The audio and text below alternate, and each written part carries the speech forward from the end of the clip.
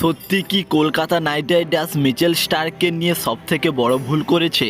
হ্যাঁ বন্ধুরা, এমন রিপোর্টটাই উঠে এসেছে। এর কারণ শুনলে তুমি যদি কেকেআর এর ফ্যান হয়ে থাকো তুমি খুবই কষ্ট পাবে। ক্রিকেট থেকে সম্পূর্ণ বিদায় নিল একজন লেজেন্ড ক্রিকেটার। তবে কি সত্যি আইপিএল 2024-এ কেকেআর এর হয়ে খেলতে পারবে না মুজিবুর রহমান? এবং কেকেআর এর জন্য সবশেষে তিনটি রয়েছে ভীষণ বড় সুখবর। তো চলো বন্ধুরা, কি সুখবর রয়েছে জেনে নে এই ভিডিওতে। এবং ভিডিওটি শুরু করার আগে আইপিএল 2024 সংক্রান্ত সমস্ত নিউজ সবার প্রথম পেতে চ্যানেলটিকে সাবস্ক্রাইব করে রাখুন। তবে কি সত্যি কলকাতা নাইট রাইডার্স দল মিচেল স্টার্ককে নিয়ে ভুল করেছে? হ্যাঁ বন্ধুরা, একটি ইন্টারভিউতে মিচেল স্টার্ক জানিয়েছে যে আইপিএল আমার কাছে বেশি গুরুত্বপূর্ণ নয়, আমার কাছে গুরুত্বপূর্ণ হলো জাতীয় দলের হয়ে খেলা। তাই আমার কাছে আইপিএল এর থেকে জাতীয় দলটাই বড় গুরুত্বপূর্ণ।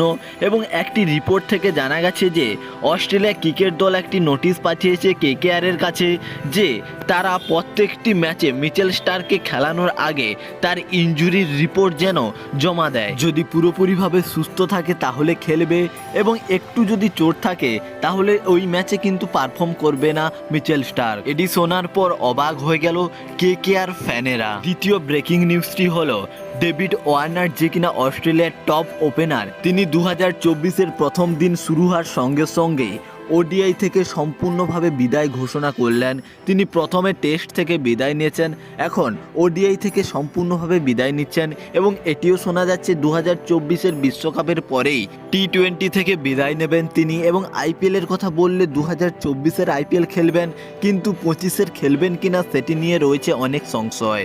তৃতীয় ব্রেকিং নিউজটি হলো মুজিবুর রহমান, যে কিনা এবছর আইপিএল খেলবে কিনা এটি নিয়ে সংশয় ছিল, কারণ আফগানিস্তান ক্রিকেট বোর্ড মুজিবুর রহমান সহ 3 জন ক্রিকেটারকে এনওসি দিতে বাধা দিয়েছিল এবং আইপিএল খেলবে না বলে জানিয়ে দিয়েছিল সবাই। কিন্তু হঠাৎই আফগানিস্তান ক্রিকেট বোর্ড মুজিব সহ 3 জন ক্রিকেটারকে আবার এনওসি দেওয়ার জন্য রাজি হয়েছে। এবছর আইপিএল 2024-এ কেকেআর এর হয়ে খেলতে চলেছে মুজিবুর রহমান, এবং এটি কিন্তু খুশির খবর কেকেআর ফ্যানদের জন্য।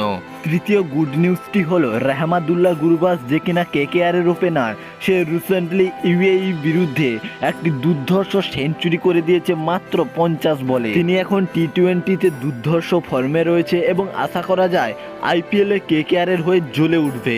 বন্ধুরা, আইপিএল 2024 সংক্রান্ত এই 3টি আজকের গুরুত্বপূর্ণ আপডেট ছিল। বন্ধুরা, তোমাদের কেমন লাগলো কেকেআর এর এই 2টি গুড নিউজ শুনে? অবশ্যই কমেন্ট করে জানাবে। ধন্যবাদ বন্ধুরা।